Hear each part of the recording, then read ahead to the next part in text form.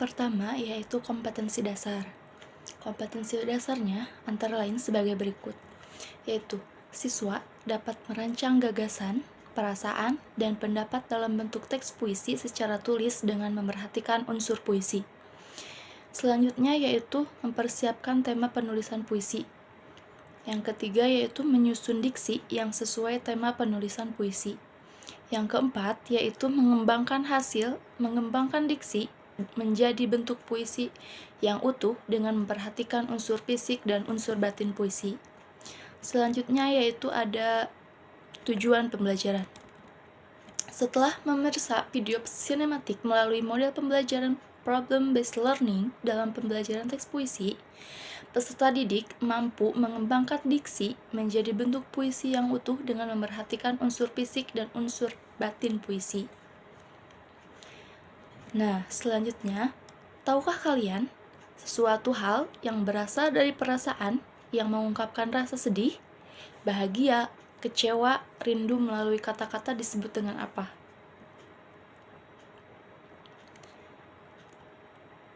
Ya, disebut dengan puisi. Puisi adalah suatu karya sastra berupa ungkapan isi hati penulis di mana di dalamnya ada irama, lirik, rima, dan ritme pada setiap barisnya, dikemas dalam bahasa yang imajinatif dan disusun dengan kata. Selanjutnya ada unsur fisik puisi. Yang pertama ada tipografi, kedua diksi, ketiga majas, keempat rima atau bunyi, dan kelima imaji.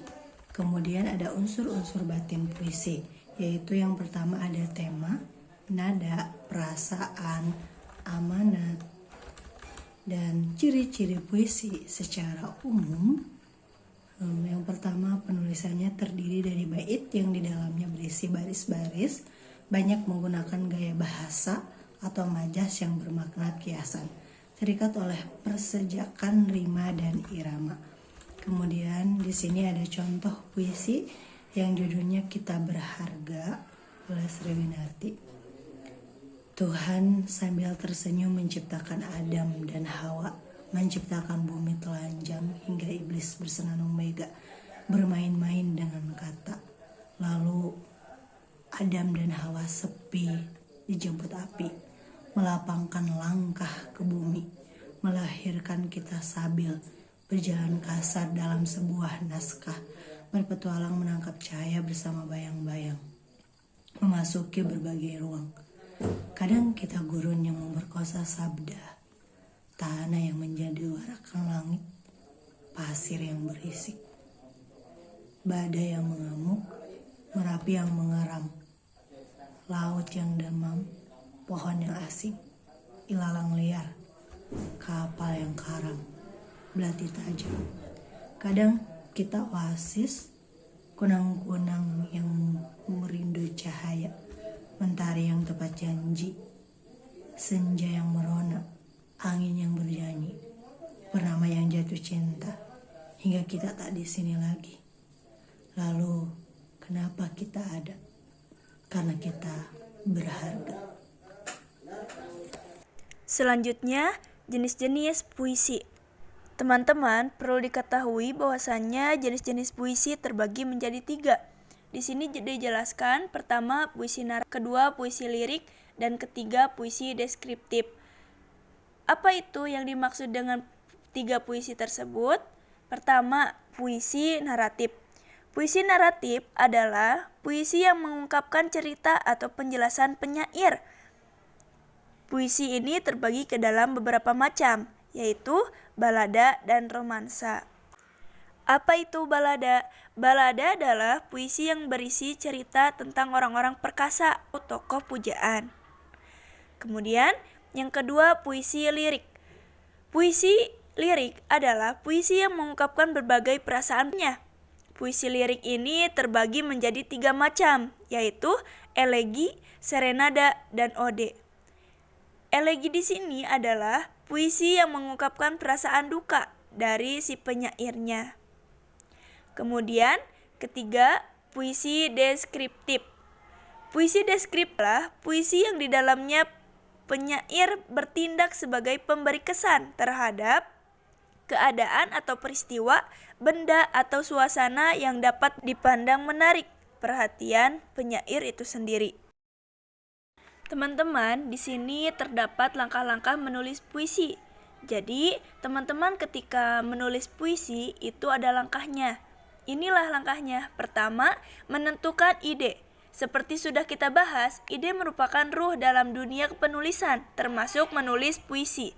Maka, hal pertama yang harus dilakukan dalam menulis puisi adalah mencari ide. Kedua, memasukkan imajinasi. Imajinasi yang baik akan menghasilkan puisi yang baik pula. Imajinasi identik dengan pencitraan alat indera kita. Ketiga, tema yang tepat. Laksana ide, tema juga merupakan ruh dalam menulis puisi. Maka, menentukan tema yang tepat sebelum menulis puisi adalah hal yang mutlak. Kemudian keempat, buat judul yang menarik. Tidak bisa dipungkiri bila judul sangat mempengaruhi minat baca seseorang. Semakin menarik judul, maka minat baca untuk membaca karya puisi kita semakin besar. Jadi bisa dilihat dari judul ya, menarik atau tidaknya suatu karya. Terlebih bagi kita yang pandai atau mahir dalam membaca. Kelima, menggunakan kata-kata indah. Hakikatnya, puisi adalah rangkaian kata-kata yang indah. Maka, menulis puisi itu ada langkahnya. Inilah langkahnya. Pertama, menentukan ide. Seperti sudah kita bahas, ide merupakan ruh dalam dunia penulisan, termasuk menulis puisi. Maka, hal pertama yang harus dilakukan dalam menulis puisi adalah mencari ide. Kedua, memasukkan imajinasi. Imajinasi yang baik akan menghasilkan puisi yang baik pula. Imajinasi identik dengan pencitraan alat indera kita. Ketiga, tema yang tepat. Laksana ide, tema juga merupakan ruh dalam menulis puisi. Maka, menentukan tema yang tepat sebelum menulis puisi adalah hal yang mutlak. Kemudian keempat, buat judul yang menarik. Tidak bisa dipungkiri bila judul sangat mempengaruhi minat baca seseorang. Semakin menarik judul, maka minat baca untuk membaca karya puisi kita semakin besar.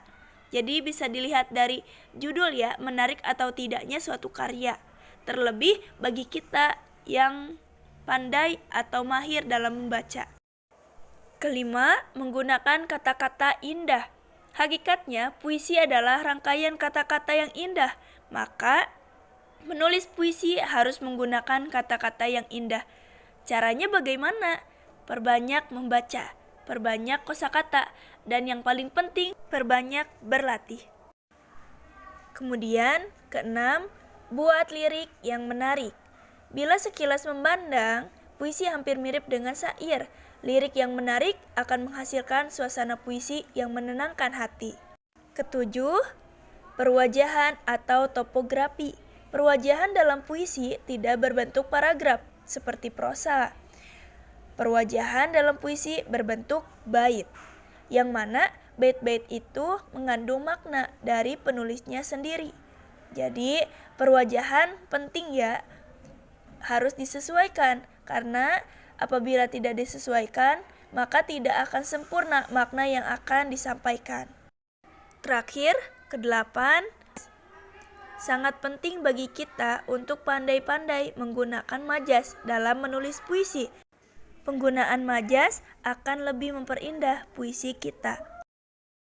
Baiklah, setelah materi telah disampaikan, ini ada beberapa tugas yang perlu kalian kerjakan.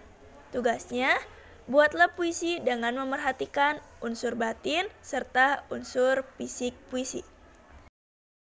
Untuk pertemuan hari ini, materi yang akan disampaikan cukup sekian. Terima kasih atas segala perhatian. Mohon maaf atas segala kesalahan. Terima kasih.